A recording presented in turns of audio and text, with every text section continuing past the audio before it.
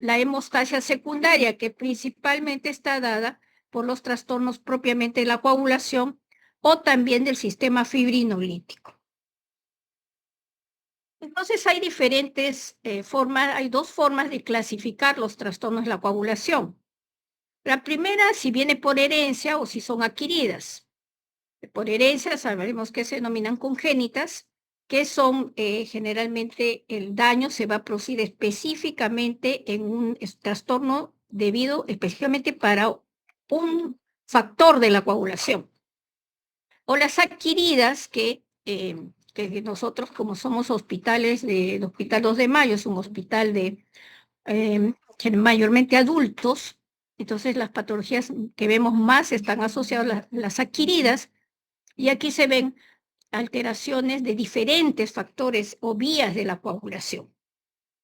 La otra forma de clasificar los trastornos de la coagulación son por la cantidad o deficiencia propia de los factores, que son las cuantitativas, o por cualitativas, que son trastornos de la función del factor. Como vamos a ver qué patologías se van a ver. Entonces, la clasificación que es más asociada a la clínica, diríamos, porque esto principalmente tenemos que ver la clínica, la edad de presentación, etcétera, vamos a considerar las congénitas, o sea, las hereditarias, y las que pueden presentarse a diferentes etapas de la vida, que son las adquiridas. Entonces veamos primero los desórdenes hereditarios de la coagulación. Estas vienen por herencia, como dice el término.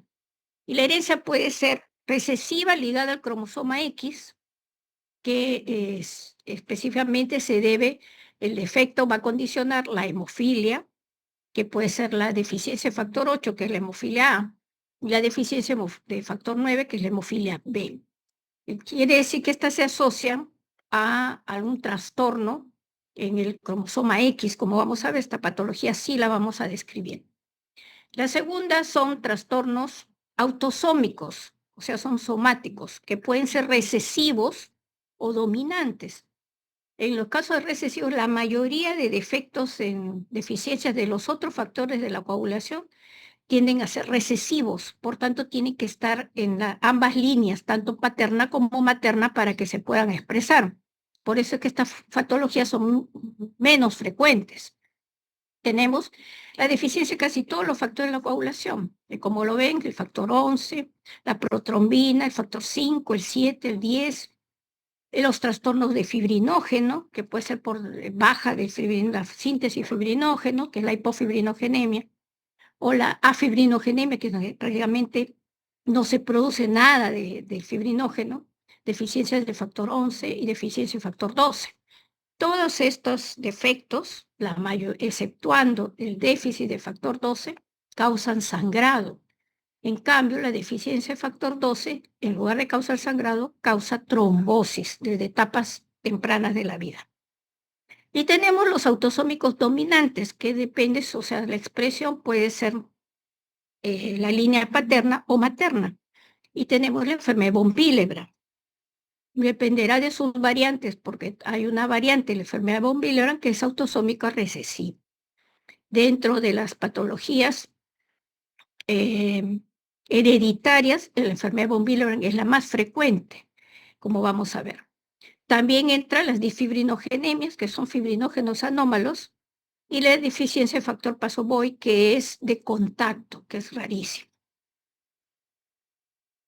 Tenemos herencias también combinadas, que son mucho más raras, en las que hay, por ejemplo, la asociación de deficiencia de factor 8 con factor 5.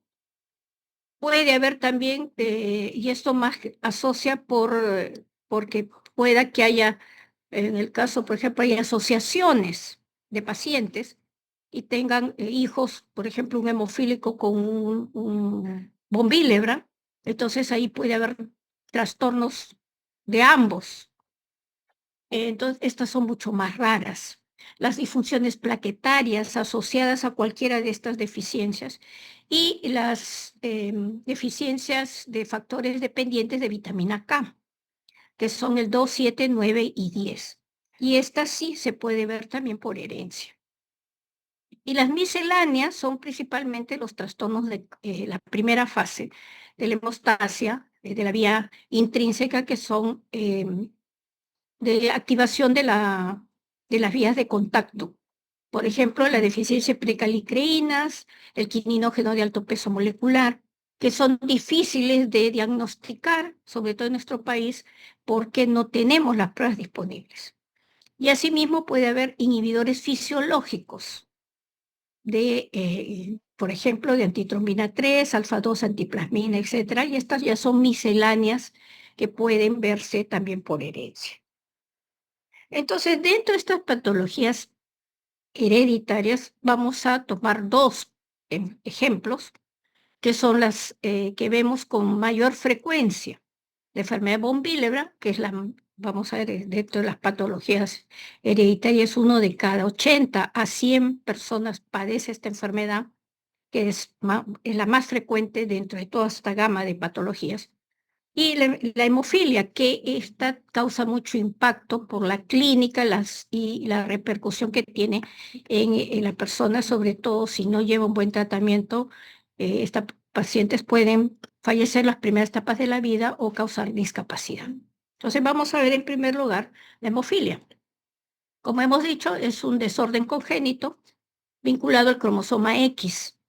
Ya se ha detectado que en el brazo largo del cromosoma X se encuentra tanto el gen que produce el factor 8 como el factor 9.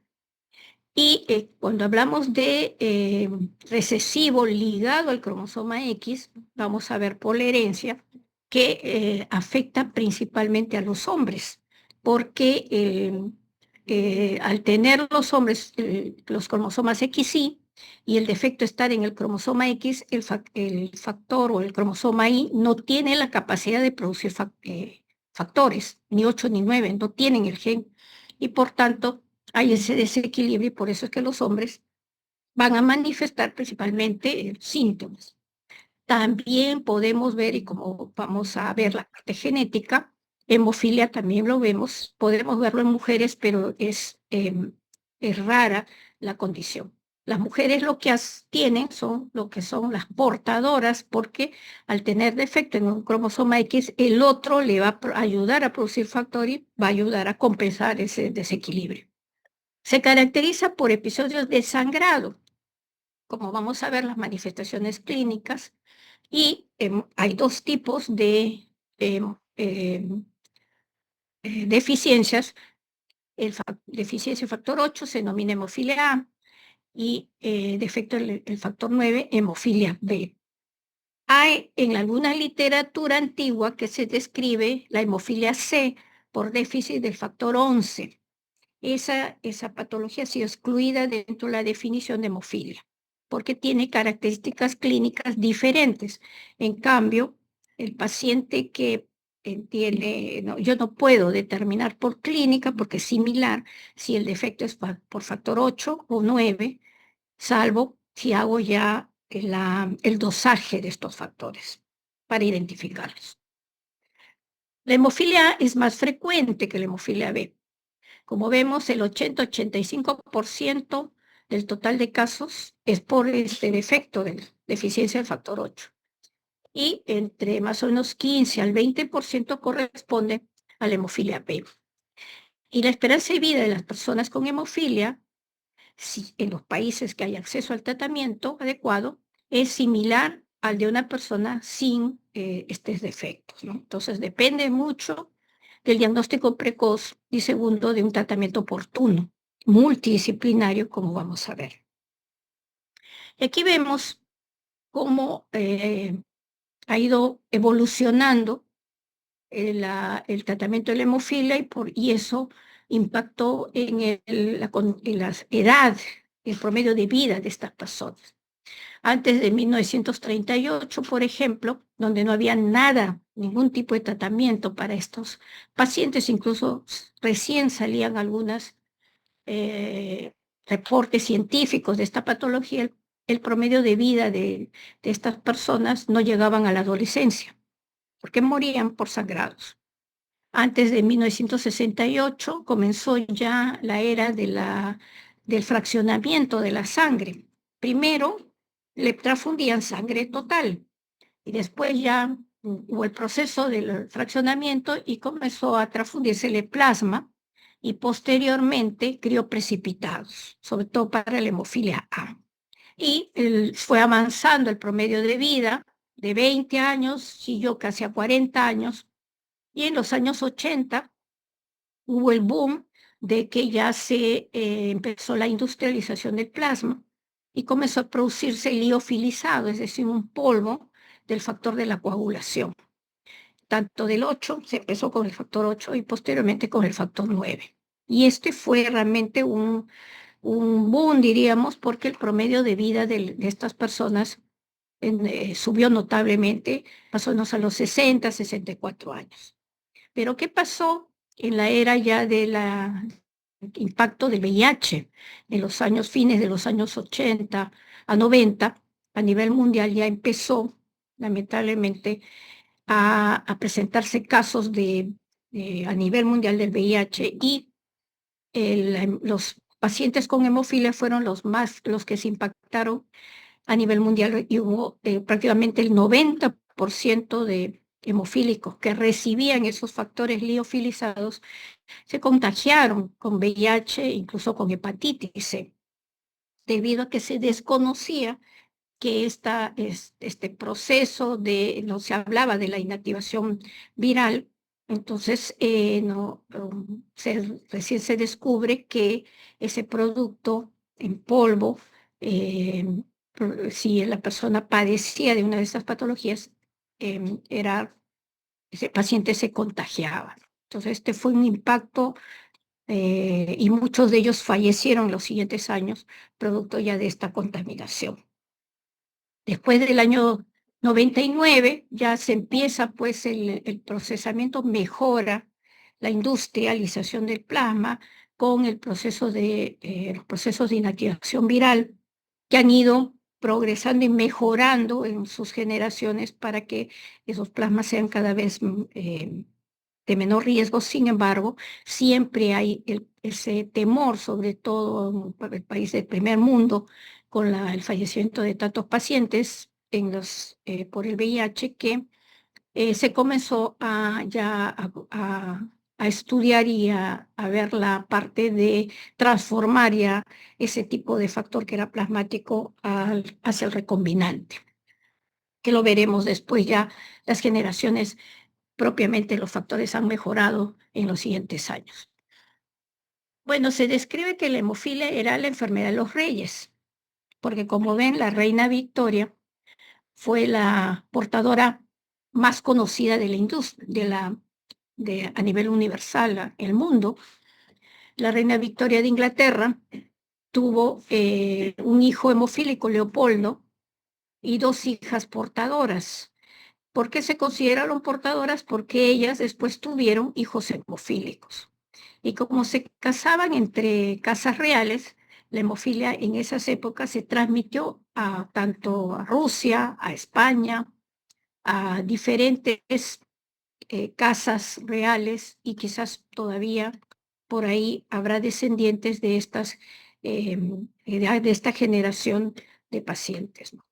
Pero aquí las primeras tomas, fotografías del daño articular que se presenta como impacto principalmente en la hemofilia, se hicieron este jovencito Alexis, que murió a la edad de 14 años por la enfermedad, y que describen toda la parte de la discapacidad que tenía el niño y la deformidad en las extremidades. Él fue el hijo de los zares de Rusia. Entonces ahora, en realidad, no tiene nada que ver, no es la enfermedad de los reyes, porque también se consideró antes que era más frecuente la raza blanca, no tiene tampoco nada que ver en eso. Se presenta en forma, diríamos, espontánea, es un trastorno, como vemos, genético y se puede dar en cualquier raza. Y en el país se describe dependiendo de la población que hay una prevalencia de estas personas. Entonces aquí también vemos, en resumen, la historia, cómo ha ido cambiando progresivamente en los tratamientos, ¿no? En los años 90 ya pasamos a iniciar la terapia ya con el factor ya recombinante, ya no derivado de donantes de sangre, sino este ya por laboratorio, cultivo de células, y que actualmente pues a nivel mundial ya los recombinantes han reemplazado a los plasmáticos, aunque todavía países como el nuestro seguimos en tratamiento con plasma. Y en el año 95 se introdujo el tratamiento profiláctico, que es obligatorio, para prever, como vamos a ver en el tratamiento, para prever, evitar el sangrado, que al final es el causal de toda la destrucción, principalmente articular. Este también es otro cuadro que ustedes ven. Hemofilia es una de las patologías que en unos cuantos años ha evolucionado notablemente los tratamientos, precisamente porque no hay un tratamiento ideal, salvo la terapia génica, que ya está también en fase 4 en algunos estudios, que tiende a tratar de prácticamente curar a estos pacientes. Pero se ha habido mejoras en los concentrados de factor, como aquí vemos, tanto el 8 como el 9, han seguido diferentes generaciones de factor para tratar de que sean mucho más puros y también evitar también principalmente la contaminación. Y en los años ya 2010 para adelante se empiezan también el uso de los factores de vida media extendida, que con la finalidad de que el factor pueda vivir más y pueda usarse menos en espaciarse debido a que el tratamiento es endovenoso. Y hablaremos también, en el 2018 se lanza a nivel mundial el emicizumab, que es un anticuerpo monoclonal que mimetiza el factor 8 y que actualmente está reemplazando en muchos países, sobre todo los de primer mundo, al factor 8, principalmente porque es para hemofílicos A. Entonces, la hemofilia afecta aproximadamente 400.000 personas en el mundo, y esto porque las estadísticas que da la entidad internacional, que es la Federación Mundial de Hemofilia, pero lamentablemente estamos en estos años todavía se está viendo que cerca del 80% de los hemofílicos en el mundo reciben poco o ningún tratamiento. El mejor tratamiento está en el primer mundo, pero lamentablemente hay países que siguen tratando a los pacientes con plasma o con críos precipitados, ¿no? Que son por el tratamiento por transfusiones, que lamentablemente no debe ya usarse como el tratamiento ya en estas épocas, en estos años. Perú ya ha pasado esas épocas, nos ha costado mucho tiempo, pero que ya prácticamente estamos usando los factores de la coagulación para el tratamiento de estos pacientes.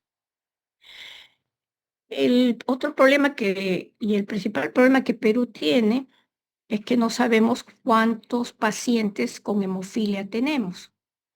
Como la prevalencia de uno en 10.000 pacientes más o menos, en 10.000 en una población, aproximadamente es probable que tengamos 3.200 a quizás 3.400 hemofílicos, de los cuales por un censo que hemos realizado en conjunto todos los centros de tratamiento a nivel nacional, hemos identificado solo el 30% de la población. Entonces aquí tenemos un serio problema porque el 70% de los hemofílicos no sabemos dónde se encuentran y es probable que hayan fallecido, se encuentran en zonas muy alejadas y no hay acceso a la salud. Y es un problema que nosotros estamos tratando de ver estrategias con la finalidad de poder ubicar a estos pacientes para que reciban el tratamiento oportuno y también el tratamiento del equipo multidisciplinario. Entonces, todavía nos queda una brecha grande eh, y es una misión que nosotros tenemos de continuar la identificación. Como decíamos, hay dos tipos de hemofilia. La hemofilia A es la deficiencia de factor 8, la hemofilia clásica, la hemofilia común. Y la hemofilia B es la deficiencia de factor 9, que también se denomina enfermedad de Cashman. También dijimos que la hemofilia A es más frecuente que la B. La A ocurre en 1 de cada 7.500 nacidos niños varones, y la hemofilia B es mucho más rara, 1 de cada 40.000 nacimientos de niños varones. Y como dijimos, puede darse en cualquier grupo racial, cualquier grupo social. Como es una mutación, se va a dar incluso espontáneo. Es el ejemplo clásico de herencia recesiva ligada al cromosoma X. La mujer es genotípicamente enferma porque si yo le hago el estudio genético voy a encontrar el defecto, el intrón 22, que es en el cromosoma, en el brazo largo del cromosoma X, pero fenotípicamente sana, aunque algunas portadoras pueden tener manifestaciones de sangrado, pero ellas van a transmitir la enfermedad a sus hijos varones. Los varones sí van a expresar la enfermedad y la clínica va a depender de cuánto factor produzcan. Por eso es importante el dosaje del factor, no solamente para determinar el tipo de hemofilia, sino para el grado de severidad. La expresión del defecto genético va a variar de una familia a otra. O sea, el primer hombre que tiene ese defecto, sí, va a determinar el tipo de hemofilia, si es A, y la severidad. Si tenemos que el abuelo fue A severo, toda su descendencia va a ser A severa. No ocurre que uno sea severo y el nieto sea leve, por ejemplo. Ahí hay que evaluar, de repente el laboratorio no está dosando adecuadamente el factor. Y aunque el defecto es genético y la mayoría tiene antecedente familiar, 1/3 ocurre sin historia familiar. Y significa que en ese niño empieza el defecto, o es la mujer, que también en la primera mujer empieza el defecto y es la primera portadora de la familia y va a continuar la herencia. Entonces, la herencia es un cruce es basado en la ley de Mendel. Como vamos a ver en estos cuadros, y aquí tenemos los 3 ejemplos. En el primer ejemplo tenemos este hombre sano, tenemos aquí el XY en negro, vamos a poner en rojo el defecto. Aquí tenemos que tiene hijos con una mujer portadora y ella tiene en un solo cromosoma el defecto, lo estoy poniendo en rojo. Y si yo hago el cruce de los cromosomas, por ejemplo, este X del padre con el X de la madre, sale XX sana, que es una niña sana, porque tiene heredado los cromosomas de los padres, los que están sanos. Este X del padre negro con X rojo, sale una niña, hereda el cromosoma X de la madre, que defectuoso, es una portadora. Y si me voy para los hombres, esta X de la madre con el Y del padre es sano, y la X de la madre en rojo con el Y es un hemofílico. Entonces, la mujer portadora va a tener el 50% de probabilidad que su embarazo, si es mujer, salga sana o salga portadora, y si es varón, el 50% de probabilidad que salga el niño sano o salga un hemofílico. Entonces, la hermana de un hemofílico podría ser portadora o podría ser sana. La llamamos portadora probable, porque no sabemos, tendremos que hacer el estudio genético para determinar si tiene o no el defecto y va a continuar la enfermedad. Y aquí sí hay que hacer el estudio.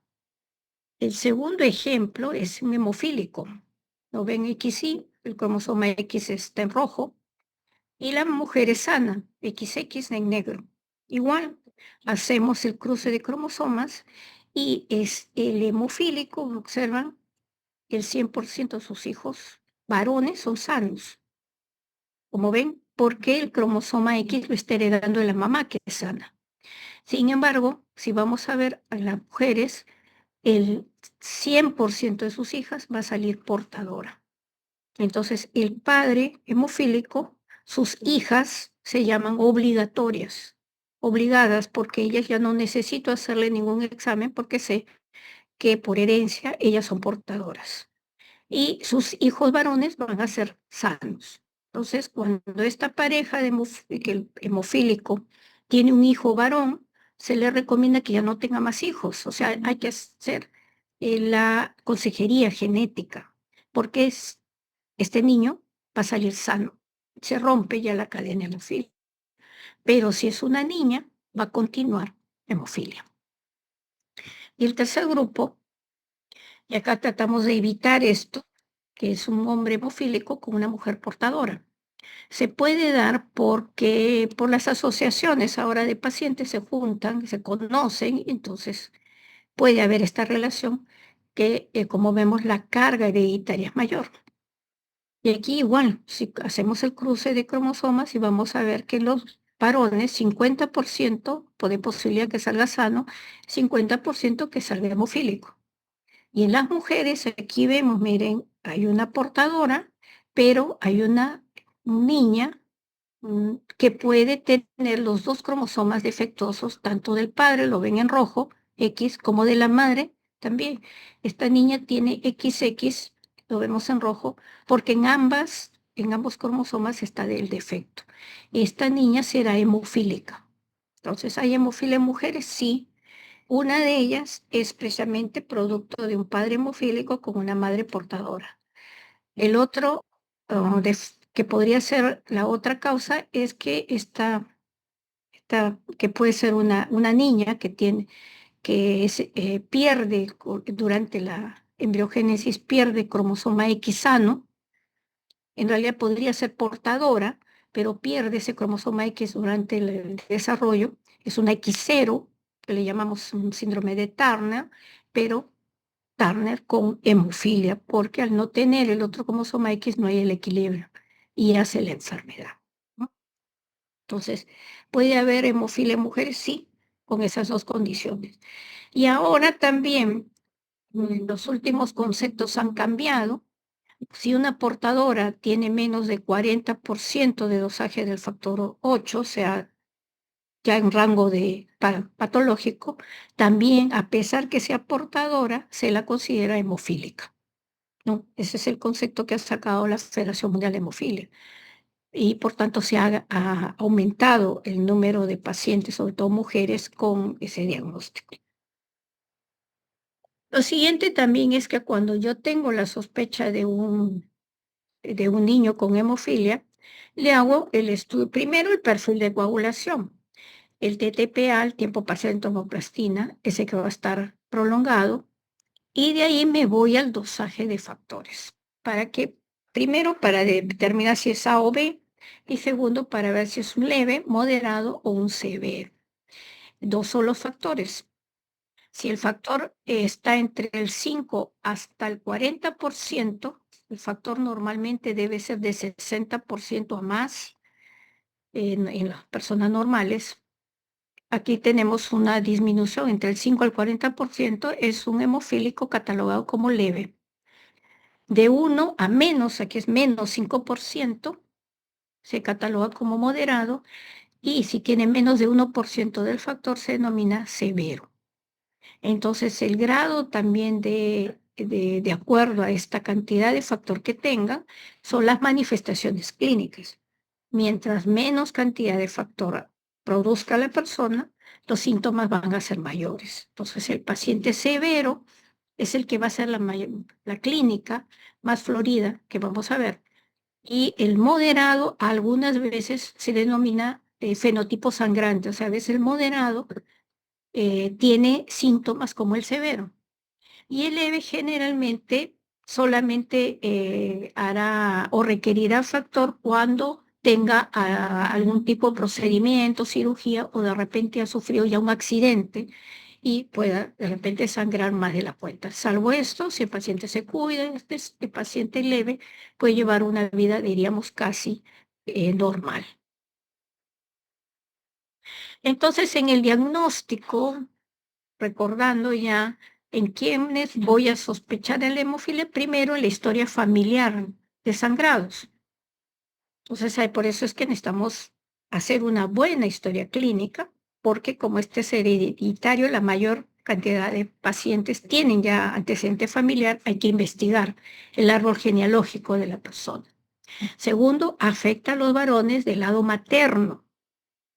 Y como ya les dije, un tercio de los pacientes no tienen la historia familiar. Es decir, si no hay historia familiar, no descarto la hemofilia.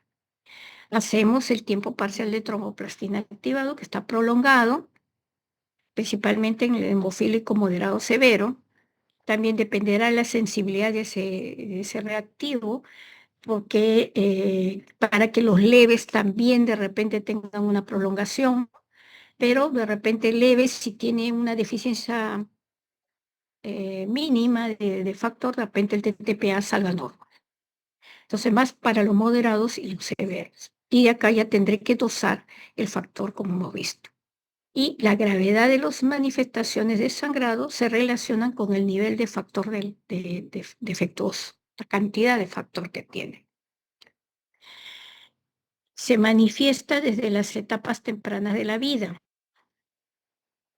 porque está propenso a sangrar. Algunas veces, si el parto es traumático, puede el bebé a los días presentar una hemorragia intracerebral. Si el parto es normal y el niño lo cuidan, es un niño muy cuidado en el primer año, no va a tener mayores problemas y se va a comenzar a presentar cuando comienza a tener sus primeros pasitos o al gateo. Cuando comienza a gatear, notan los padres que puede hacer un aumento de volumen de las articulaciones con dolor intenso, que indica que el sangrado se está presentando. O de repente le ponen la inyección de las vacunas, algunas son intramusculares, y encuentran un hematoma, hace un hematoma. Entonces, eso sí nos tiene que alertar. O de repente el niño está empezando a caminar y lo cogemos muy de su bracito. En un niño normal, de repente no se va a presentar ningún problema, pero en este pequeño hacen una equimosis, por ejemplo. O sangrados excesivos durante un trauma o una cirugía. También se puede dar, sobre todo los hemofílicos leves que ni siquiera saben que tiene esta enfermedad y se someten a una extracción dentaria, por ejemplo, pueden hacer un sangrado ya llamativo. O sea, sangrados que no son comunes, que demoran en parar, hay que estar alertas. Entonces, vamos a ver diferentes zonas donde se pueden presentar los sangrados. Puede ser muscular, que realmente está asociado al trauma, por ejemplo, y ese es un serio problema para nosotros en los niños, les encanta el fútbol y a veces se dan sus escapas y se ponen a jugar fútbol sin que sepan los padres y les cae una pelota en alguna zona del cuerpo y hacen hematomas musculares, por ejemplo. Y estos generalmente están asociados al trauma. Entonces, la localización del sangrado lo vamos a ver de acuerdo a la severidad. Graves tenemos en músculo y tejidos blandos, y esto se puede dar entre el 10 al 20% de los pacientes y se asocia más al trauma. La hemartrosis, que es el sangrado de la articulación, es la manifestación más común, entre el 70 y 80% de los pacientes lo tienen en algún momento de su vida, y suele ser espontáneo, solo por el movimiento, esa fricción que hacemos del movimiento y mientras la articulación tenga mayor movimiento, por ejemplo, las rodillas, los codos, tienden a sangrar más. Puede haber sangrado puede ser una epistaxis, el cambio de la dentadura, o las caries dentales son causa común de sangrados, una mordedura, por ejemplo, de la lengua en el bebé, entonces puede sangrar abundantemente y el 5 a 10% de los pacientes lo pueden presentar. Y algunos pueden hacer hematuria, y eso sí es una complicación que alarma mucho al paciente porque, por ejemplo, amanece y orina rojo, pero es la manifestación en donde es más simple, con reposo, hidratación, si no hay otra causa orgánica, cede el sangrado. Entonces aquí tenemos los sangrados articulares, donde se ubican más la articulación principalmente.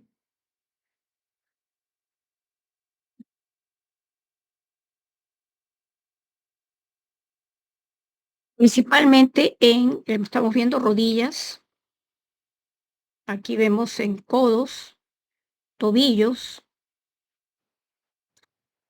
cadera,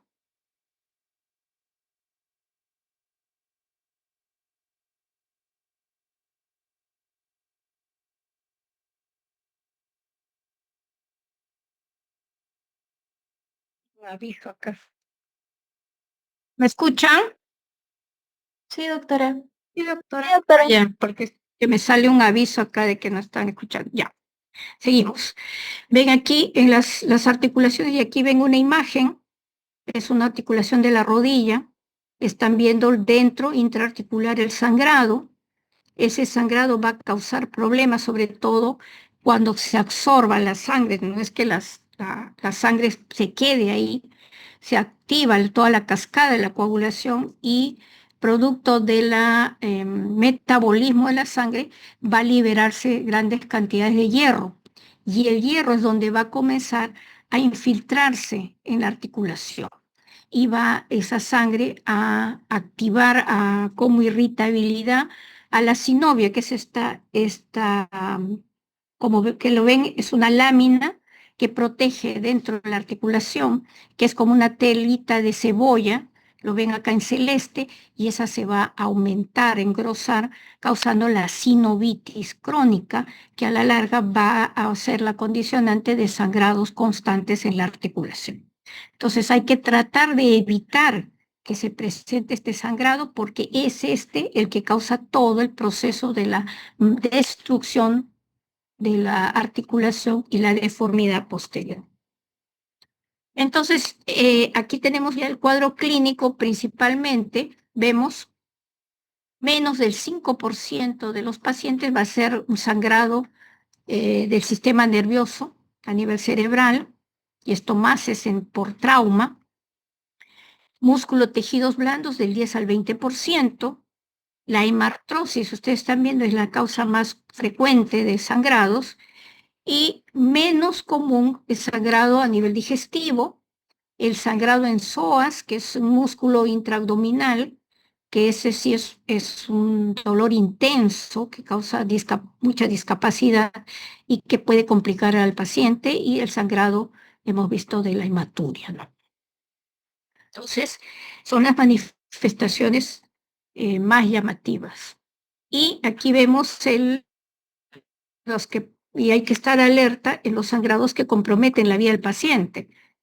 El sistema nervioso central, por supuesto que es un sangrado no común, pero sí es importante que los padres detecten a tiempo, sobre todo si son niños, el dolor de cabeza. A veces los bebitos no manifiestan esto, pero pueden hacer fiebre, pueden ser vómitos, llanto fácil, ¿no? Irritabilidad, estar alertas porque depende mucho de la urgencia, que acudan rápidamente al hospital para poder ser detectados. Hemos tenido niños que han llegado en coma y que lamentablemente han fallecido.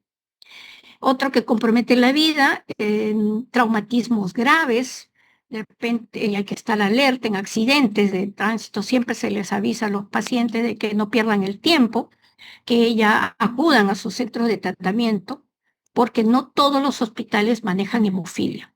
Gastrointestinal, puede haber sangrados digestivos, sobre todo si los hemofílicos son muy estresantes, pueden hacer cuadros de úlceras, y que sobre todo la deficiencia le ocasione mayor predisposición a sangrar. Cuello, garganta, algunas zonas hemos tenido pacientes que han sido asaltados y los han golpeado, entonces esas pueden ser causa de que después comprometan la vida del paciente y lleguen de repente a la emergencia ya a fallecer. Aquí ven una imagen, este es un slide, ven en la rodilla izquierda doblada, el niñito está en semiflexión porque para evitar disminuir el dolor, primero evitan el movimiento, y ustedes ven la articulación está hinchada, comparada con la de la derecha, hinchada, ustedes palpan, hay calor, hay rubor, y no permite la extensión y el dolor es intenso. Esta es una hemartrosis, es un cuadro agudo, aquí está sangrando en forma aguda, a diferencia de la sinovitis que se pueden ver deformidad ligeramente hinchada, pero el paciente no manifiesta dolor intenso. Incluso puede caminar con dificultad, pero lo puede hacer. En una hemartrosis no se puede por el dolor intenso. Entonces detienen su actividad. Esta es otra ya imagen, este es otro paciente que ustedes ven la articulación, la derecha comparada con la izquierda está totalmente aumentada de volumen, pero esto ya es una artropatía crónica. Aquí ya vamos a ver que si yo tomo placa radiográfica y otras pruebas, la articulación está ya destruida. Aparte ven la hipotrofia muscular. Esto ya es parte de lo que llamamos ya artropatía hemofílica. Sangrados que han tenido constantemente ese paciente desde niño y que no ha tenido un tratamiento adecuado. Este pequeño, pues, está jugando fútbol, le cayó un pelotazo en la cabeza, miren el tremendo hematoma, incluso el ojito también estaba, no lo podía abrir porque tenía una hemorragia intraocular. Entonces, complicaciones que hay que prever con la educación que estos pacientes lamentablemente no pueden hacer deportes de contacto porque pueden presentar sangrados que puedan incluso comprometer su vida. Este es un paciente hemofílico severo que lo han asaltado, lo golpearon y miren el hematoma extenso en el brazo, ¿no? En parte del tórax. Esta es una imagen de un corte del abdomen y ven aquí es para ver el hematoma del psoas, que es un sangrado llamativo. De repente el hemofílico corre y trata de subir el micro y esa subida que para nosotros puede ser normal, sufre un tirón, siente el tirón en mi abdomen inferior y hace un hematoma. El psoas es un músculo con mucha vascularidad y pasan muchos nervios por ahí. Pues aparte del dolor intenso que limita incluso la extensión del miembro inferior, también puede haber adormecimiento a nivel del muslo, que puede tardar muchos meses, incluso después de que ese hematoma se reabsorba. Y a veces nos complican, y esto es producto de que hay que tratarlo adecuadamente al paciente. Si no recibe un tratamiento adecuado, esto puede recaer constantemente, incluso destruir el hueso y complicar al paciente, ¿no? Esos son los cuadros agudos. Los crónicos, en las complicaciones musculoesqueléticas, tenemos lo que hemos visto, la artropatía hemofílica crónica, las contracturas, y esto por el problema del compartimental, si hay un hematoma en el músculo y hay que liberar esa sangre, porque si no comprime vasos, comprime nervios y puede haber, por ejemplo, la mano en garra, por ejemplo, como vamos a ver. Y los pseudotumores, se llama pseudo porque semejan un tumor, una neoplasia, un cáncer de hueso. Y es porque el hematoma no drenado actúa como un tumor y comienza a destruir el hueso, ¿no? Entonces, los traumatólogos que no manejan hemofilia piensan que son tumores. Incluso nos derivan a veces pacientes de las provincias o los derivan al neoplásicas pensando que son tumores óseos y son complicaciones de la hemofilia. Y las fracturas también por el mismo problema, si hay un pseudotumor, si se compromete el hueso, puede en algún momento fracturarse.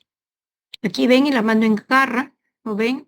Este fue un niñito de unos 5 años que vivía lejos en Ancash de Huaraz, creo que un día, en un caserío, y le muerde. El niño, sabían los padres que era un hemofílico severo, pero no llevaba tratamiento profiláctico y le muerde el perro en el antebrazo, como ven. Y el niño hasta llegar a Lima sin tratamiento, hace un tremendo hematoma y comprime los dedos. O sea, muchas veces incluso puede ocasionar isquemia y destrucción de las zonas distales Entonces llega al hospital y los traumatólogos le drenan, pues lo cortan, siguiendo la parte de los fibras musculares, pero al cortar le cortan también los tendones y el niñito hizo mano en garra posteriormente. Por supuesto, se le salvó el brazo, pero quedó con esa deformidad. Este es otro, amputado, porque hizo igual, hizo un pseudotumor, destruyó el pie, fue a nivel del calcáneo, y no hubo otra cosa que ya lamentablemente amputarla. Y ven esta articulación, miren la rodilla totalmente deformada. Estos son pacientes que vienen de las provincias, de zonas donde todavía no tenemos tratamiento, porque estos pacientes ya no vemos en nuestros centros, en Lima, porque ya hemos empezado hace muchos años la terapia profiláctica y porque el seguimiento de estos pacientes es estricto. Mensualmente tienen que venir a sus controles y para que hagan las evaluaciones correspondientes. Otras complicaciones ya crónicas de la hemofilia que también han ido desapareciendo porque ya empezó el tratamiento con los concentrados de factor. Ya no usamos pues transfusiones de plasma ni crío, salvo algunas excepciones. Y también la mejora que ha habido en los bancos de sangre para hacer los estudios serológicos y evitar las infecciones por transfusiones.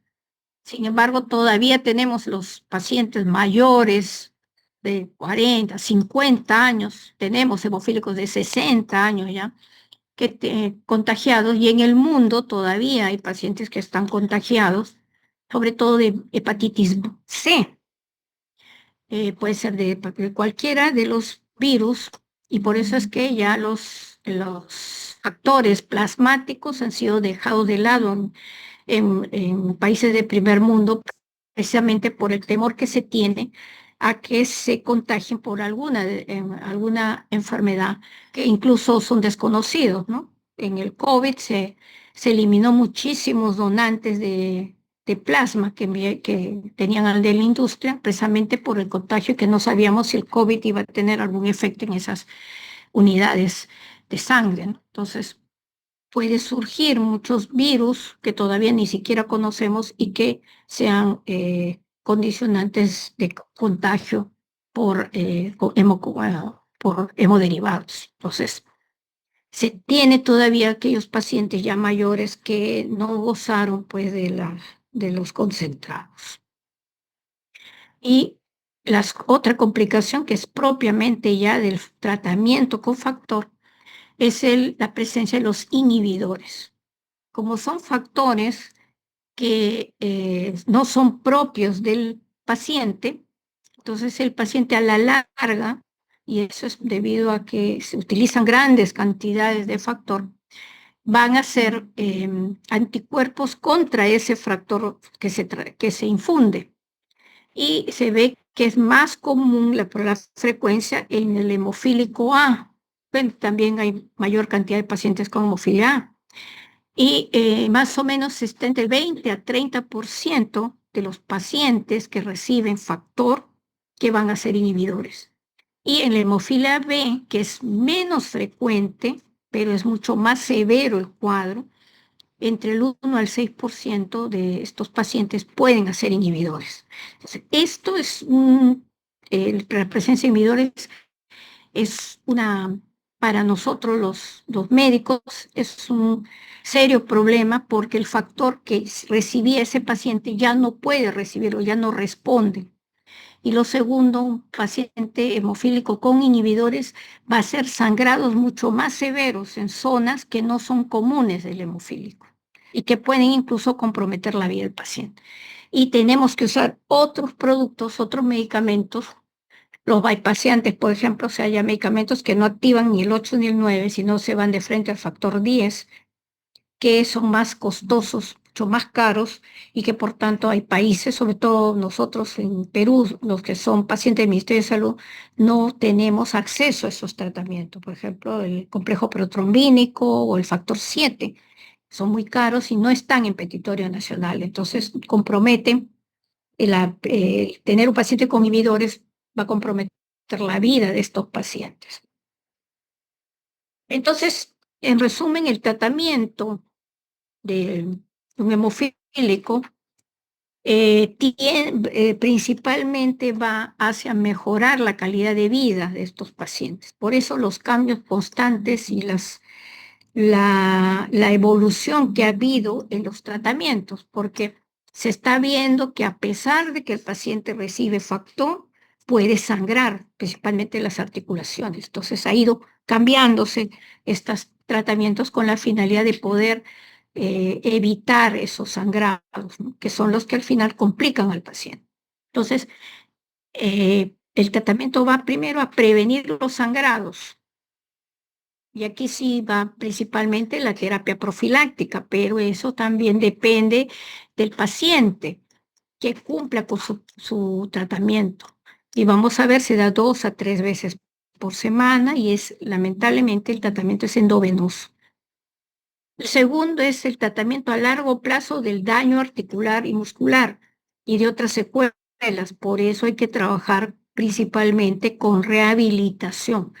Después que ocurre un sangrado articular, en la zona, por ejemplo, la rodilla queda doblada, y el músculo se atrofia, entonces ese paciente tiene que recuperar lo antes posible el movimiento de esa articulación para que no quede secuelas, y eso se hace con el apoyo de la rehabilitación. Entonces trabajamos muchísimo nosotros con el servicio de rehabilitación, y también los rehabilitadores tienen que ser educados, capacitados para tratar a estos pacientes.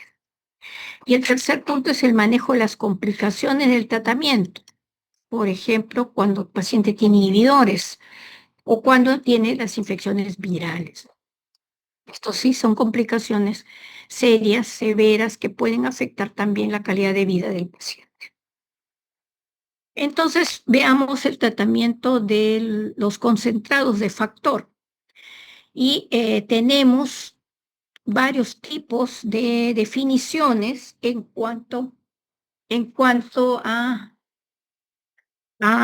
el tipo de tratamiento. A demanda significa que yo le voy a dar el tratamiento solo cuando el paciente hace un sangrado.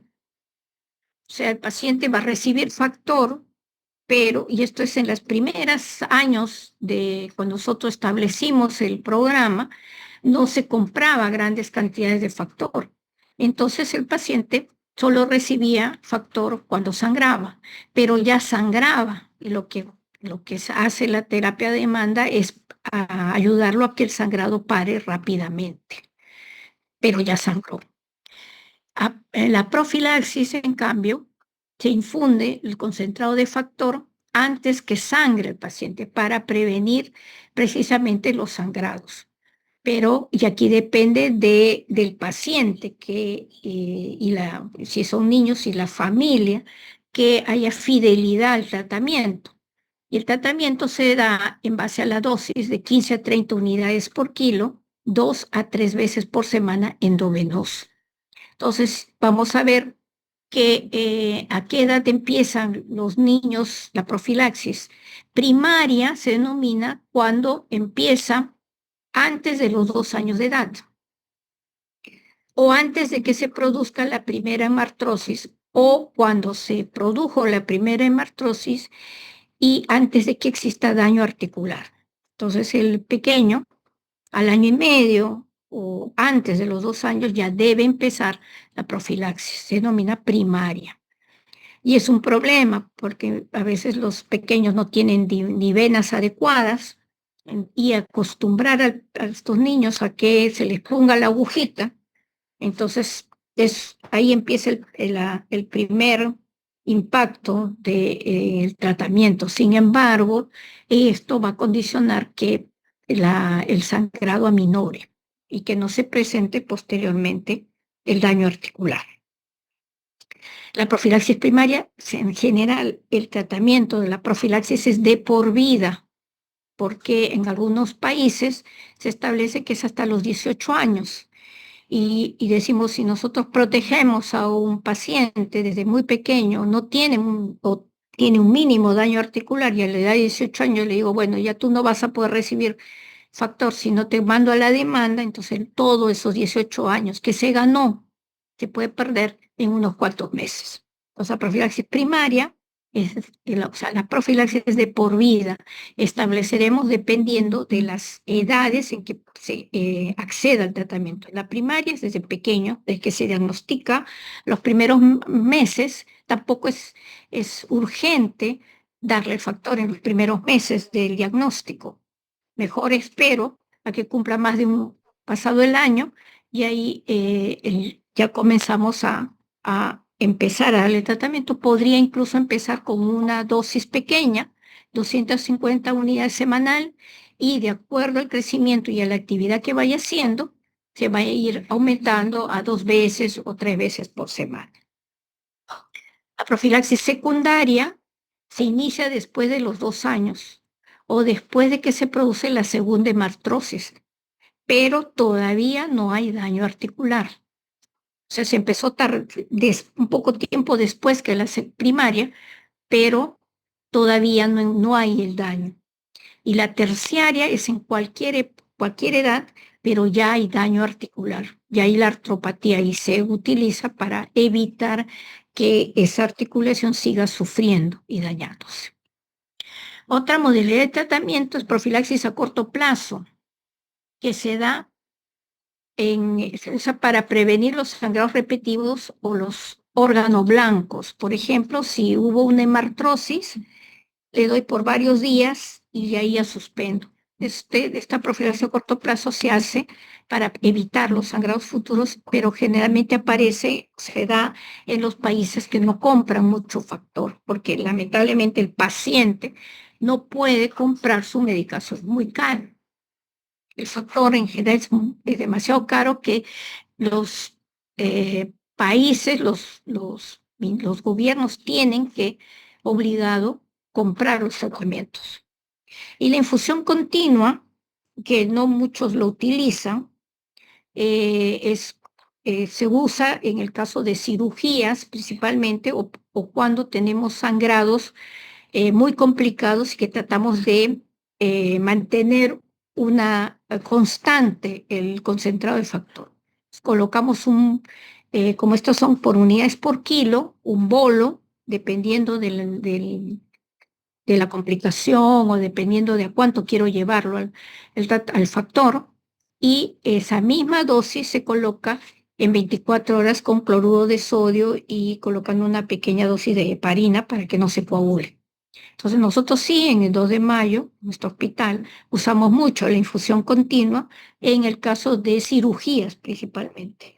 El paciente ya, antes de que suba a la sala de operaciones, se coloca el bolo, se pone en infusión continua y con eso ya pasa a cirugía. Y entonces tratamos de garantizar que durante toda la cirugía y posteriormente esto se tenga un nivel constante de factor. Y tenemos esta dosificación, y esto es basado, ya dijimos primero, en el peso del paciente y a cuánto lo quiero llevar dependiendo de la gravedad del sangrado. Y va a variar un poquito si es hemofilia A o hemofilia B. Y aquí ven las dosis, por ejemplo, si tengo una hemartrosis común, la dosis que yo debo usar es de 15 a 25 unidades por kilo. Si en cambio tengo un paciente que ha hecho una hemorragia intracerebral, puedo llevarlo hasta 50 unidades por kilo, o sea, tratando de llevarlo al 100% el factor. Hay que dosar posteriormente el factor para determinar a cuánto le estoy llevando y hacer mis modificaciones. Si quise llevarlo al, por ejemplo, 100% y cuando puse las dosis y a las siguientes horas doso el factor y está, por ejemplo, el 70, 80%, aumentaré dosis. Y en la hemofilia B el factor 9 dura más que el factor 8 y por tanto las dosis se pueden dar incluso una vez al día. Igual, de acuerdo al grado de severidad, vemos la dosificación. En artropatías puedo llevar a 50 unidades por kilo y en traumas que puedo llevarlo entre 100 a 120 unidades por kilo. Y así vamos nosotros sacando la cantidad de factor que va a requerir el paciente. Esa dosificación sirve para los concentrados de factor 8-9 de vida media estándar, que pueden ser plasmáticos o los recombinantes. Entonces, el factor plasmático, el recombinante, es similar que el plasmático en cuanto a potencia. La diferencia está, entre comillas, la seguridad.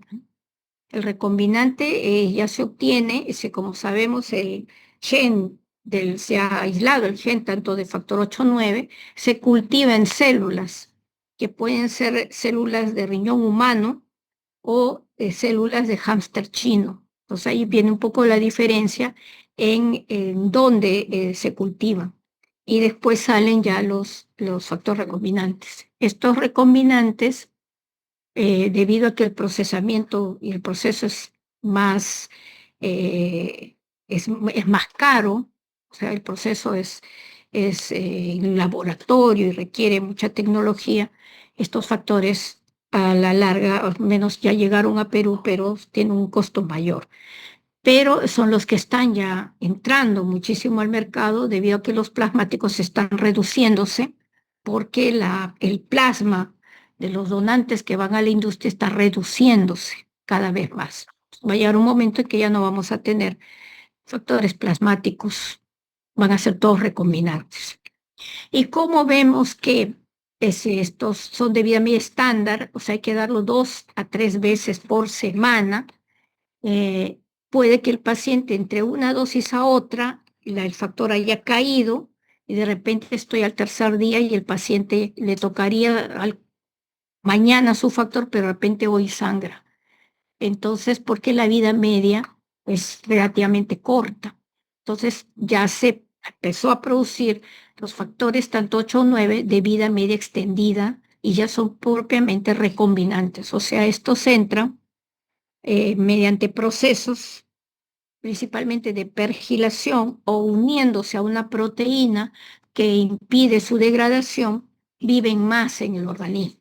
Entonces protege, los recombinantes de vida media extendida están protegiendo mucho más del sangrado articular y esto se ve, es lo que se está usando actualmente, ya se pasó de los de vida media estándar, se está pasando ya a los de vida media extendida, que por supuesto su costo es un poco mayor.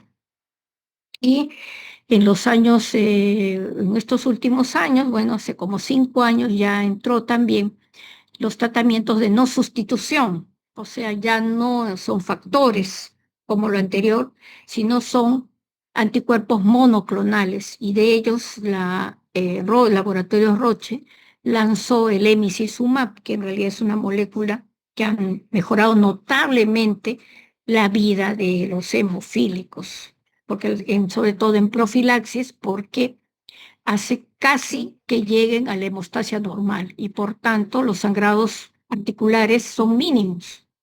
Y hablaremos un poco de esto. Entonces el emicizumab es un anticuerpo monoclonal que semeja al factor 8. Lo vamos a este cuadro. Al lado izquierdo está el factor 8 con sus 5 dominios, lo ven en verde. A la izquierda el factor 10 y a la derecha el factor 9. El factor 9 se une, o sea, tiene que unirse al 8 y para activar al 10, como lo ven abajo, ya están los tres unidos, el 9 activado con el 8 y hace que el factor 10 se active y es la vía ya común y se produce ya la coagulación, ¿no? Entonces, este factor 8, que es propio del organismo y que también más o menos la molécula del plasmático, el factor plasmático también tiene lo mismo porque viene de donantes, se reemplaza, y ustedes ven al lado derecho, en la cuadro B, el emicizumab. Es un anticuerpo monoclonal, pero que esta ha sido de verdad una de la ingeniería genética más revolucionaria que ha habido en los tratamientos de estas enfermedades raras o genéticas. El emicizumab, miren, tiene un enlace, hace que se una el factor 9 y activar al factor 10. O sea, prácticamente mimetiza al factor 8, ya no necesita del factor 8. Y hace que se active el factor 10 y sigue ya la cascada. Entonces, esa es la ventaja de este anticuerpo monoclonal. Se utiliza como profilaxis de rutina para prevenir o reducir la frecuencia de sangrados en los adultos y niños. En los del primer mundo, el niño ya identificado, se trata con emicizumab. Lamentablemente el costo es bien alto. Nosotros tenemos 4 niños ya en terapia con emicizumab, pero principalmente niños que tienen inhibidores contra el factor 8. Y tenemos lamentablemente varios pacientes adultos, pero no podemos usarlo porque todavía las aprobaciones están solamente para pediátricos con inhibidores. Y la otra ventaja de este lemicizumab es que es vía subcutánea, ya no la vía endovenosa. Entonces se da una carga de 3 miligramos por kilo subcutáneo una vez por semana, las primeras 4 semanas, de seguido de 1.5 miligramos una vez por semana, o nosotros damos la dosis de 6 miligramos por kilo una vez cada 4 semanas, subcutáneo. El paciente recupera prácticamente la hemostasia, no llega realmente al factor normal, pero le permite prácticamente llevar una vida normal, sobre todo nuestros niños ya están muy activos a veces ya porque los protege, la protección es notable. Y no olvidarnos que en realidad la hemofilia, no, el tratamiento no es solo factor, es primero el paciente, la educación del paciente, y en eso interviene mucho la familia y el equipo multidisciplinario que todo centro de tratamiento debe tener, ¿no? O sea, expertos en hemofilia en diferentes especialidades para brindar una mejor atención.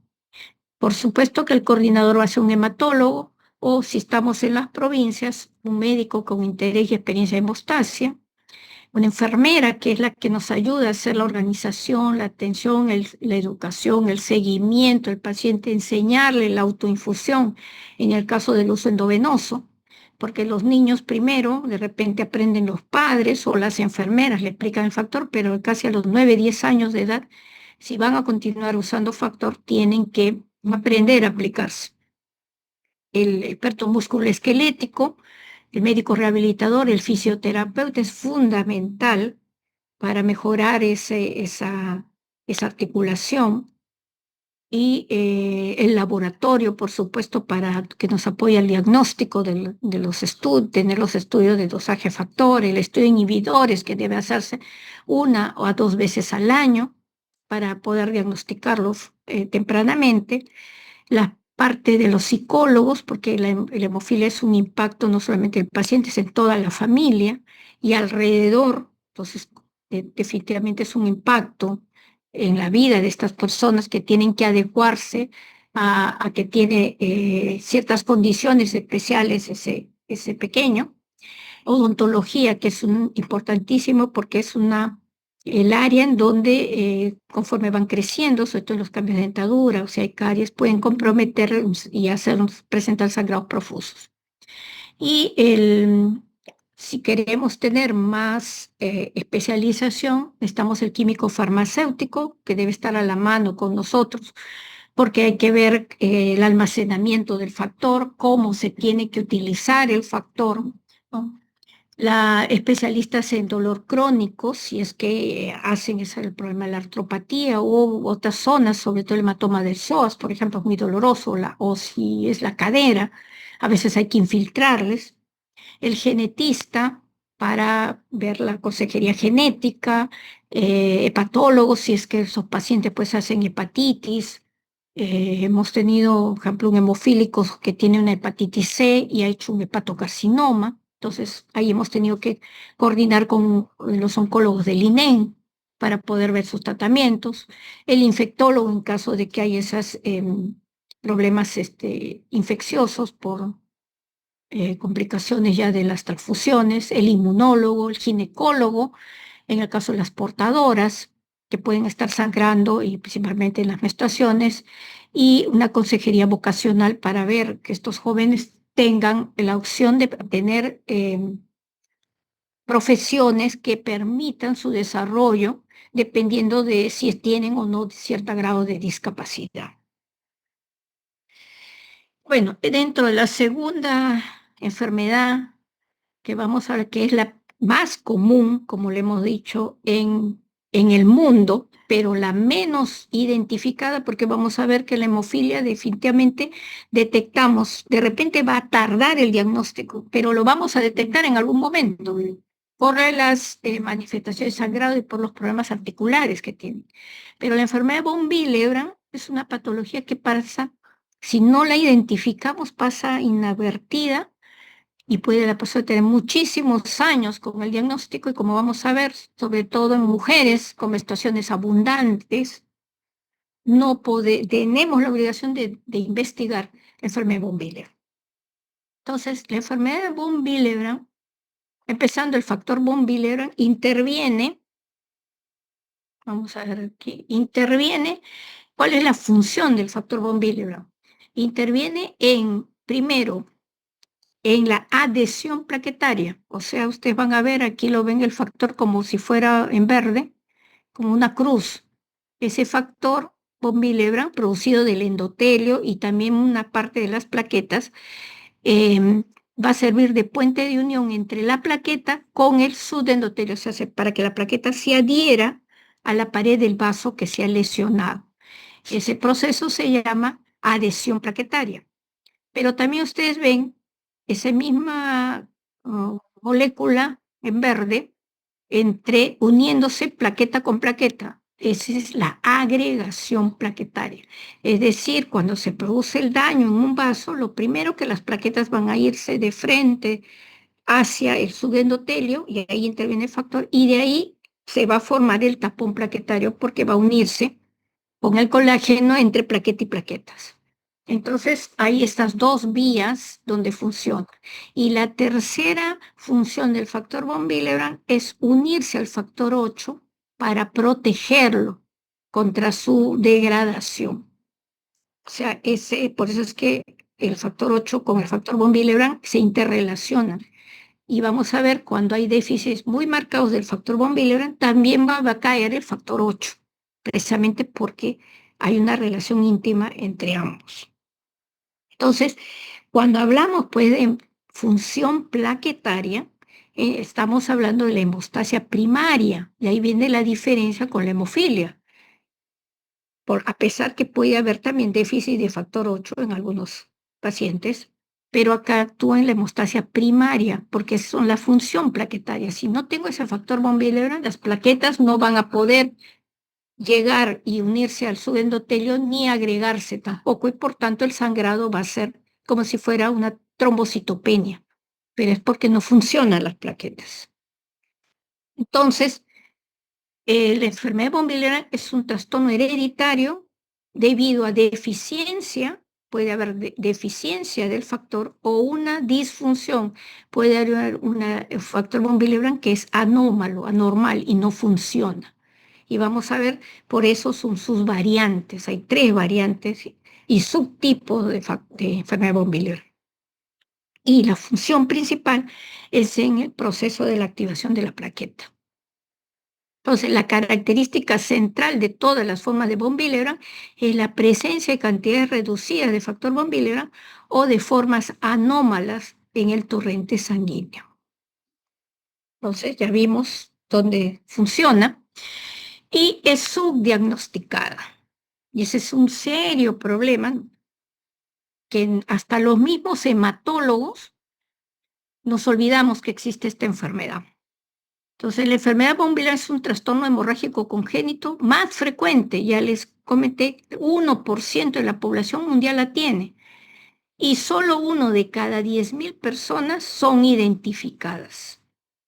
Entonces, el 90% de la población con enfermedad de von Willebrand permanece subdiagnosticada, y eso mismo ocurre en Perú. Incluso en Perú es mucho más serio el problema. Hay una discrepancia entonces entre la prevalencia estimada y las tasas de diagnóstico. Nosotros debemos tener en Perú 350.000 pacientes con enfermedad von Willebrand, de los cuales el 50% son sintomáticos. Estamos hablando de 100.000 personas. Si vamos a ver mitad hombres, mitad mujeres, por lo menos 50.000 mujeres, porque en las mujeres se detecta más porque hay un sangrado en la menstruación, por eso si hay un sangrado, una menstruación abundante, tenemos la obligación, claro, es el estudio del ginecólogo, pero también identificar estas pacientes. ¿Cuántos hemos identificado? No más de 300 en el Perú. Entonces hay un serio problema de diagnóstico y hay una falta de conciencia global, tanto del paciente, principalmente los profesionales de la salud, que como no conocemos, por ejemplo, el ginecólogo debería saber de esta enfermedad, pero hay muchos que consideran que la menstruación que tiene la persona es normal cuando es abundante, cuando requiere transfusiones o cuando requiere hierro constantemente, pero sin embargo no la detecta, ¿no?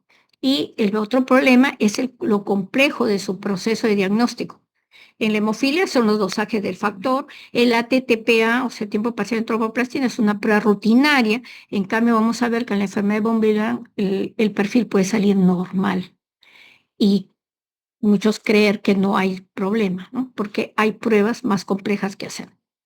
Y un diagnóstico tardío conduce a un tratamiento inadecuado y por tanto hay un aumento en las tasas de morbimortalidad, sobre todo en la hemofilia en las gestantes. El factor von Willebrand se eleva. Si tengo una von Willebrand en gestación, no voy a tener problemas en el embarazo, pero apenas nace el bebé, cae bruscamente el factor von Willebrand y ahí puede haber una hemorragia profusa que si no la tratamos puede comprometer la vida de la paciente, la puérpera. Entonces, ¿cuántas mujeres a nivel mundial de repente mueren y hacen las hemorragias puerperales y cuántas posiblemente sean von Willebrand que no fueron identificadas? Los síntomas, dijimos, 70% de los pacientes sintomáticos y diagnosticados son mujeres por las menstruaciones. Por eso tenemos que detallar y hay scores para poder determinar con más eh, seguridad y más detallado cómo son las menstruaciones en las mujeres, porque algunas me dicen, sí, mi menstruación es normal. ¿Cuánto es normal? 7, 10 días, porque todas sus familias, sus hermanas, su mamá, sus tías tienen ese mismo sangrado y lo consideran normal. Y no es normal. Lo que para ellas es normal, de repente es patológico y también nos alerta para el hacer las pruebas. Y aquí ven los sangrados y casi el 100% va a sangrar, a haber un sangrado menstrual abundante, sangrado en cavidad oral, puede hacer sangrado epistaxis, hematomas también, dependerá del grado también de severidad, hemorragia posparto, podría haber sangrado articular que le llamamos lemartrosis, si asocia de una deficiencia del factor 8, que hay alguna variante, anemia, y eso es algo también llamativo, la deficiencia de hierro, mujeres que desde jovencitas están que reciben hierro, hierro, hierro, incluso hierro endovenoso y siguen con la anemia por las menstruaciones precisamente. Entonces hay que investigar lo que no es normal. De repente va para una extracción dentaria y sangró profusamente, que el mismo odontólogo dice, pero que se haga una evaluación. Entonces hay que estar alerta con los síntomas. Decíamos que la herencia puede ser dominante, son autosómicas dominante o el patrón recesivo. Y aquí vamos a ver las variantes. Hay tres tipos de von Willebrand. La enfermedad von Willebrand tipo 1, que vamos a ver dentro de un rato. Las variantes tipo 2, algunas son dominantes, las 2A, 2B, 2M. Y las recesivas, el tipo 2N, y la tipo 3, que es la más severa. Entonces aquí, como ven, en la herencia dominante va a ser puede ser el padre o madre que tenga la enfermedad, y en cambio la herencia recesiva tiene que tener tanto el padre como la madre el defecto, para que se obtenga ya un hijo ya con el problema, ¿no? Y las pruebas de laboratorio, el perfil de coagulación puede salir normal, Por eso es que la sospecha clínica principalmente. Y las pruebas de laboratorio, ustedes ven, el recuento de plaquetas puede estar normal, aunque hay una variante que puede ser trombocitopenia. Y la hemostasia primaria que vimos en las pruebas de laboratorio hace unos días, en sus clases de la mañana, se va a ver la hemostasia primaria por el tiempo de sangría, que puede estar prolongado, o por la retracción de coágulo. Esta prueba de retracción de coágulo es una prueba fácil de hacer. Como comentaba, en un tubo sin anticoagulante, le echo sangre total del paciente y lo llevo a baño María a 37 grados por 1 hora. Se tiene que normalmente formar un coágulo fuerte y liberar el suero, que es de color amarillo. Cuando no se produce esto, el coágulo es muy pequeño o no se produce la retracción, es anormal o no retracte. Y esa me puedes hacer sospechar que la hemostasia primaria es la que está afectada. Y dentro de los trastornos hereditarios, la enfermedad de von Willebrand es la más frecuente.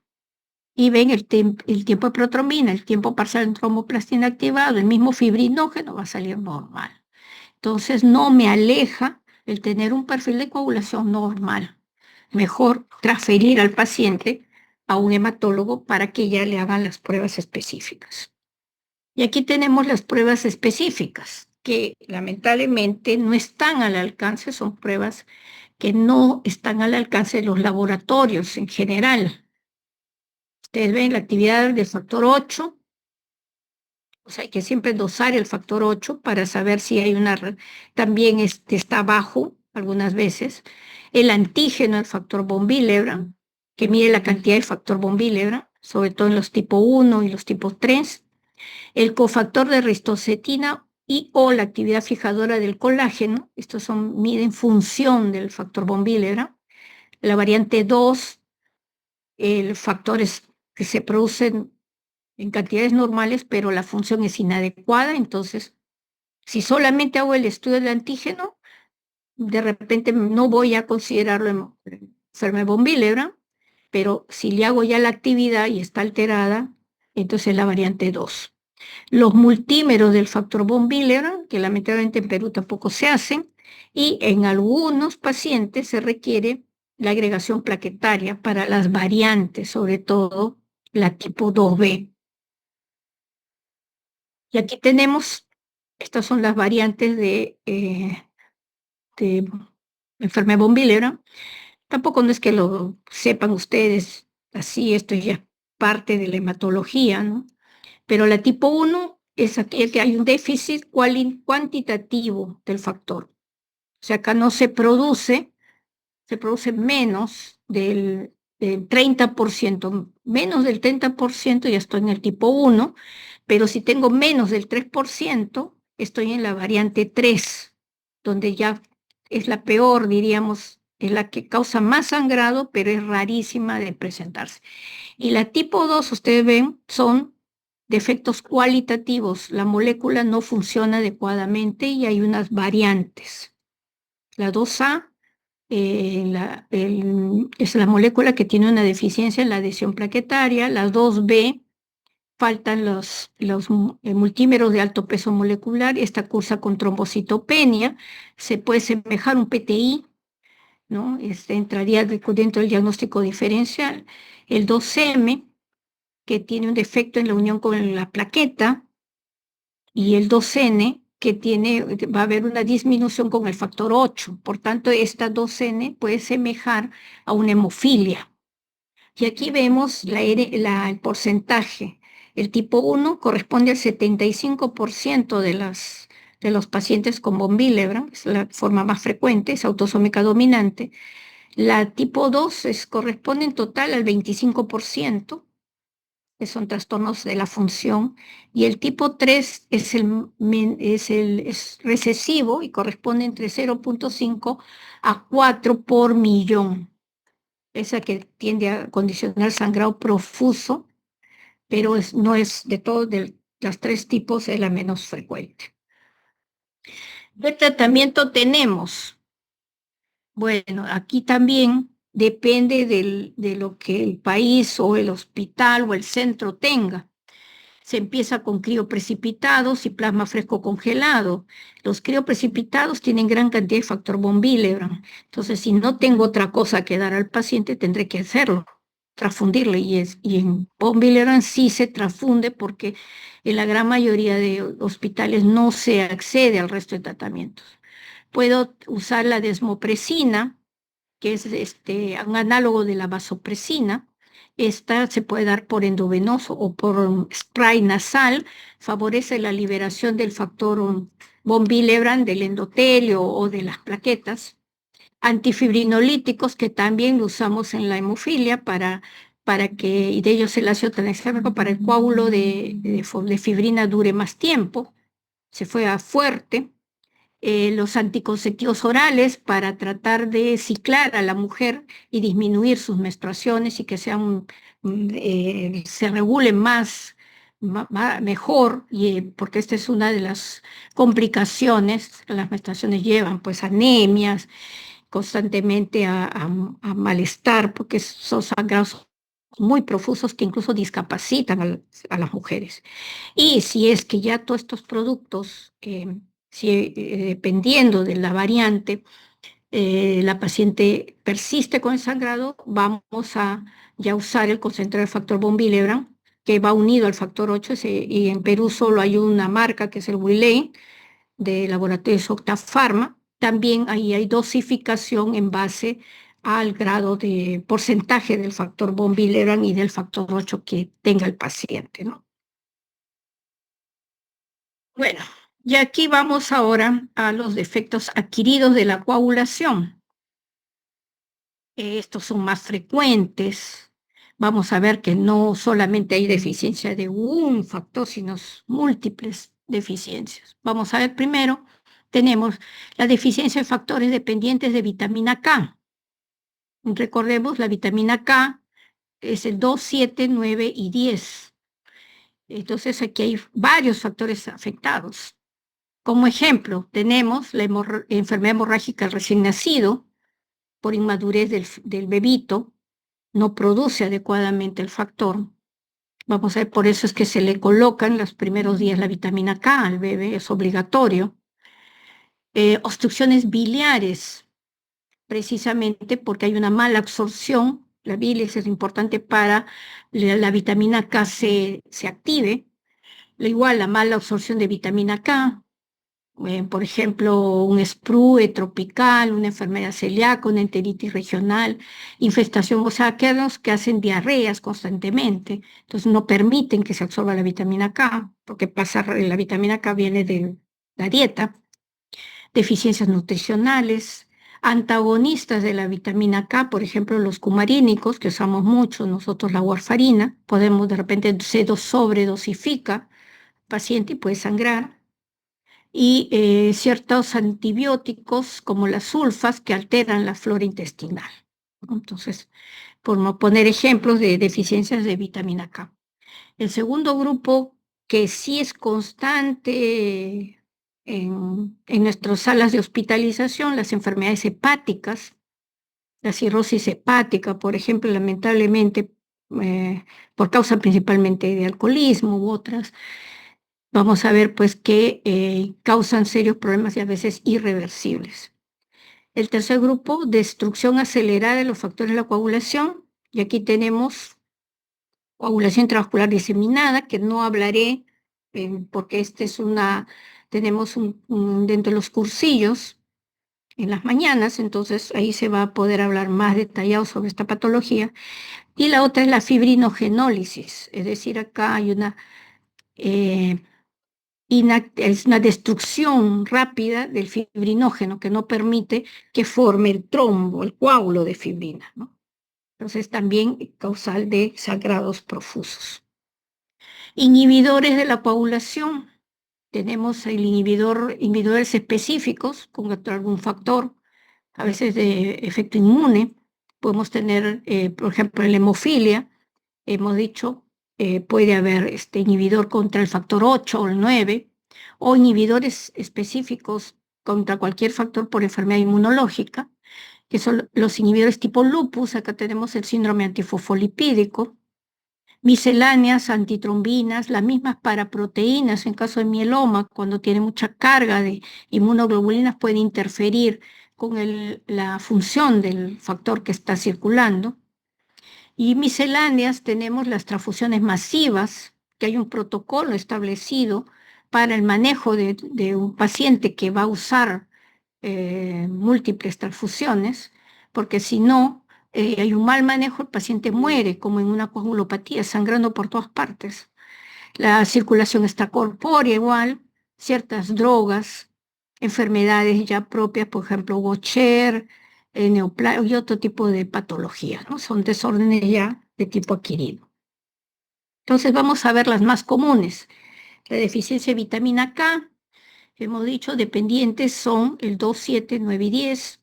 Se sintetizan en el hígado como prefactores. O sea, el hígado produce estos factores, pero incompletos. Y antes de salir a la circulación van a completar mediante un grupo de carbonos que son obtenidos cuando la vitamina K se activa. La vitamina K al activarse libera esos carbonos que justamente sirven para que estos factores se activen e intervengan en la cascada de la coagulación. Entonces, por eso es importante la activación de esta vitamina K. Bueno, estos factores se producen en el hepatocito casi todos y, como ya les comenté, por un proceso de carboxilación, la vitamina K libera esos carbonos y aquí lo vemos. Tenemos la vitamina K que ingresa por los alimentos, la vitamina K entra obligado por la dieta, a diferencia de otras, hay bacterias en ciertos organismos inferiores que sí producen grandes cantidades de vitamina K. En el ser humano la producción propia es insuficiente, requiere que ingrese por la dieta. Y aquí vemos por la activación de la vitamina K requiere dos enzimas, la vitamina K reductasa y la epóxido reductasa. Estas dos, al activar esta vitamina K de los alimentos, mediante un proceso de carboxilación, libera esos carbonos que se van a unir a los factores 2, 7, 9 y 10 que están en el hígado, inactivos. Y al juntarse con esos carbonos, están ya activados y listos para actuar en el proceso de la coagulación. Eso es lo que he puesto acá. Entonces, si hay una disminución de la vitamina K, o por una hipovitaminosis, de repente porque no ingiere adecuadamente, los hepatocitos van a producir pero los factores inactivos, que son incapaces de reaccionar con el calcio, que el calcio es uno de los factores también que ayudan a la activación de esta vitamina K. Entonces, cuando hay disminución de vitamina K en el organismo, esos factores están inactivos y se denominan los PICAS, que están circulando, pero no actúan en la cascada de la coagulación. Entonces puede haber, por tantos, sangrados. Entonces aquí vemos que la vitamina K entra prioritariamente por la dieta. Y la necesidad, o sea, es una dieta común, se requiere 1 miligramo por kilo al día para que se tenga las necesidades adecuadas. Esa es la K1, porque la K2 se produce de las bacterias, a través de las bacterias, que es mínimo en nuestro organismo. El déficit de vitamina K es raro, ya que una dieta normal contiene los requerimientos necesarios de esta vitamina. Entonces, habría que investigar por qué se produce esa deficiencia, si es que tenemos ese problema. Entonces, como ya les comenté, las causas en el recién nacido, como está en un hígado inmaduro, se denomina enfermedad hemorrágica del recién nacido, que cada vez es menor porque ya viene salvo que el bebé pues nazca en zonas muy alejadas, porque en los hospitales ya lo primero que se hace es ponerle su ampollita de vitamina K. Obstrucciones biliares, como ya les dije, puede ser cálculos, fístulas, una neoplasia, algo que impide la vida y esa ayuda a activar la vitamina K. Los cuadros de mala absorción, donde no da tiempo que la vitamina K se absorba adecuadamente, se pierde, y hay diarreas crónicas en general. Las deficiencias nutricionales que son raras, antagonistas como comentamos, los cumarínicos, en el caso de la warfarina, ese es el problema de la anticoagulación con warfarina, porque tenemos que hacer un seguimiento muy estricto de la dosis para evitar que se sobredosifique y que el paciente sangre. Y como comenté, ciertos medicamentos que alteran la flora intestinal. Y bueno, en el caso del tratamiento, bueno, es aportar la vitamina K, ya sea por vía oral, que no la tenemos en Perú, más lo tenemos para uso intramuscular, ¿no? Para en aquellos, sobre todo, que hay un cuadro de mala absorción, entonces la vía oral no sería adecuada, se puede dar intramuscular. Endovenoso, nosotros le damos, no es lo ideal, porque la ampollita va más para uso intramuscular, pero en algunos casos se diluye con cloruro, se podría pasar endovenoso. Y generalmente la administración de 10 miligramos al día durante 3 días sería suficiente para compensar ese déficit. Después, en caso de hemorragia intensa que compromete la vida del paciente, puede ser necesario la administración de plasma fresco congelado o concentrados de complejo protrombínico, porque como son 4 factores que se ven afectados, el plasma fresco tiene todos los factores de coagulación, incluso el fibrinógeno, y si no queremos, podemos usar en aquellos hospitales que tienen el concentrado complejo protrombínico, que es también un conjunto de factores, ya ese es un producto también por la industria sacado ya que es el medicamento se denomina Octaplex en nuestro país, ¿no? Y que se usa no solamente para deficiencia de vitamina K, sino para muchas patologías. Y por último, vamos a ver la alteración de hemostasia en los hepatópatas. La hepatopatía, como hemos dicho, es una de las patologías que con más frecuencia se tienen en las salas de hospitalización de medicina. Vamos a ver que el hígado produce proteínas procoagulantes, pero también anticoagulantes. Y en las procoagulantes ven casi todas las, se produce el fibrinógeno, el factor 2, el 7, el 9, el 10, el 11, el 12, el factor 5, los inhibidores, los PAIN, inhibidores de la activación del plasminógeno, el alfa-2 antiplasmina y los inhibidores del factor tisular, ¿no? Y por otro lado, los anticoagulantes producen la antitromina 3, la proteína C y la proteína S, que son protectores contra la trombosis. Entonces, por eso el paciente con compromiso hepático puede, o más frecuentemente lo vemos que sangra, pero también puede ser trombosis, porque disminuye estos protectores para evitar la trombosis. Entonces, lo que comentaba, disminuyen los factores pro y anticoagulantes. En la enfermedad hepática también se va a alterar el número y la función de las plaquetas, y esto principalmente se haya asociado a una hipertensión portal y un hiperesplenismo, entonces las plaquetas se van a quedar en el vaso principalmente. Disminución de la síntesis de los factores de la coagulación, este es lo más importante. Se puede producir un fibrinógeno también anómalo en su función, que es la difibrinogenia.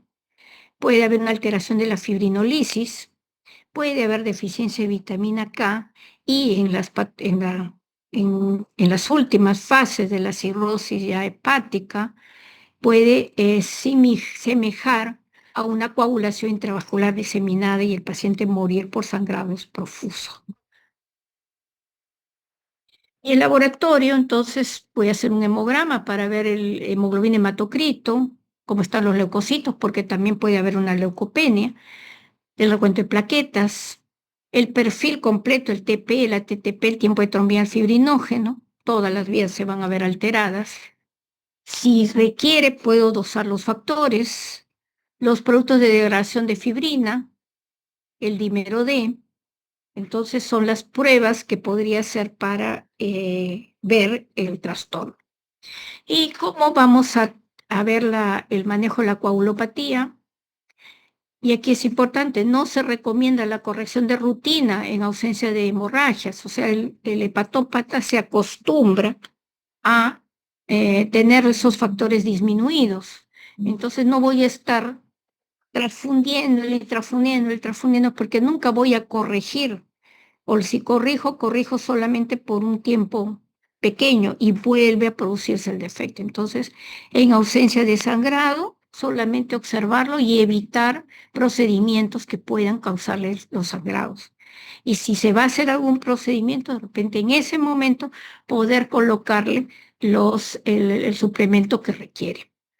La reposición de vitamina K debe considerarse en la falla hepática aguda y en la colestasis, sobre todo con un cuadro obstructivo, precisamente por las enzimas pancreáticas y biliares que son las que activan a la vitamina K.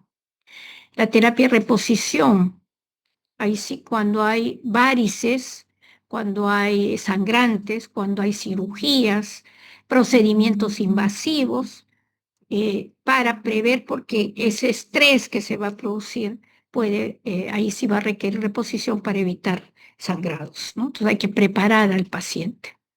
Pero también no nos vayamos a la parte de transfundir plasma fresco congelado en cualquier momento, ¿no? Solamente hay que determinar el requerimiento. No hay evidencia que respalde la transfusión profiláctica en pacientes con tiempo de protrombina prolongado previo a biopsia hepática, por ejemplo. Sin embargo, nosotros lo hacemos por temor a que el paciente vaya a sangrar profusamente y comprometerlo. Menos del 15% de los pacientes con enfermedad hepática alcanzan la corrección del tiempo de protrombina. Entonces, solo lo haremos en las determinadas circunstancias. También el plasma fresco congelado lo podríamos utilizar en pacientes con coagulación intravascular diseminada y en hemorragias profusas, cuando los perfiles están alterados, cuando hay fibrinógeno bajo, también persistente y sangrado continuo, podemos usar los crioprecipitados, que en menor volumen tenemos buena cantidad de fibrinógeno principalmente, la dosis es de 10 a 15 mililitros por kilo de peso, pero como decimos siempre, cuando existe algún factor, si va a ser sometido a algún procedimiento o si está sangrando. Y actualmente ya hay en el mercado, ya entró el fibrinógeno como producto comercial, entonces ya no requerimos de los componentes de la sangre. Podemos utilizar fibrinógeno que igual viene como si fuera el factor 8 o 9 en polvo y se va a reconstituir y es mucho más la cantidad de fibrinógeno que pueden tener ese medicamento a lo que podemos dar en un plasma o en crioprecipitado. Las plaquetas, cuando el recuento es menor a 10.000 y si va a haber un procedimiento invasivo menor de 50.000, puedo utilizar transfusión de plaquetas, una unidad por cada 10 kilos de peso. Y por último, les dejo es el último ya slide, donde vemos vamos a todas las patologías que se van a ver asociadas a los trastornos de coagulación y en relación con el tiempo de protrombina, el tiempo parcial de tromboplastina y el tiempo de trombina. Y esto sí puede ser preguntas de examen, por si acaso. Miren, en la primera cuadro, las tres vías están normales y de repente el paciente está sangrando. Si tiene síntomas de sangrado, cuantificar el factor 13, que es el estabilizante de la fibrina, que es rara la patología, factor von Willebrand, podría ser una enfermedad de von Willebrand, o puede ser un problema de la función plaquetaria. O sea, acá el perfil es normal.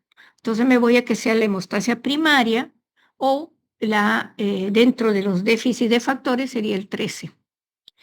El tiempo de protrombina está alterado, el TTPA normal y el tiempo de trombina normal, digo, bueno, me voy a la historia. El paciente está anticoagulado con anticoagulantes orales tipo cumarínicos, estoy hablando de la warfarina, porque los antitrombínicos podrían prolongar también el tiempo de protrombina, pero no tanto como la warfarina. El déficit factor 7 y otros déficits de la vía extrínseca, el 2, el 5, el 7 o el 10. Podría haber varios factores afectados. El tercer grupo, el tiempo parcial de tromboplastina activado, la vía intrínseca. Entonces aquí vemos lo que estamos hablando de las hemofilias, factor 8, factor 9, puede ser factor 11 y 12, los factores de contacto. La enfermedad de von Willebrand también podría tener, si tiene asociado déficit de factor 8, se prolongaría el TTPA. Inhibidores específicos, tipo anticoagulante lúpico, ¿no? Entonces, u otros inhibidores. Si se usa heparina, pero heparina a grandes dosis, la heparina no fraccionada, porque la heparina de bajo peso no prolonga los tiempos. No hay una sobredosis de la heparina de bajo peso. Pero la heparina no fraccionada, que ya prácticamente ya no lo usamos para tratamiento de la anticoagulación, se usaba en grandes dosis, 20.000, 24.000, hasta 30.000 unidades de heparina en infusión continua o en bolos, podría causar esta prolongación. Y aquí vemos el TP y el ATTP prolongados, tenemos la vía común, que es el factor 10, o puede ser el factor 2 o el 5, porque también la activación del 7 activa el 5 y de ahí va a activar el 10, o un inhibidor específico también del tipo anticoagulante, las déficits de vitamina K, ya que podrían prolongar ambos tiempos. Y por último, tenemos en el último recuadro las tres vías alteradas, el TP, el TTPA, o sea, vía extrínseca, vía intrínseca y el tiempo de trombina que me mide la vía común y el fibrinógeno. Y aquí sí tenemos la hepatopatía severa, o sea, ya un cuadro cirrótico, donde hay solo 25% menos del tejido funcionante, coagulación intravascular diseminada, fibrinolisis, o sea, fibrinogenólisis, donde acá se está destruyendo mucho el fibrinógeno, y la hipo o disfibrinogenemia. Entonces, cuando tenemos alterado las tres vías, ya probablemente el paciente esté sangrando profusamente y tenemos que decidir los tratamientos. Bueno, eso es todo. No sé si habrá alguna pregunta.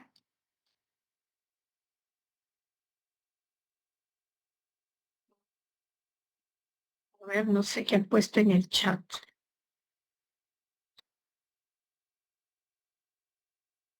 Bueno,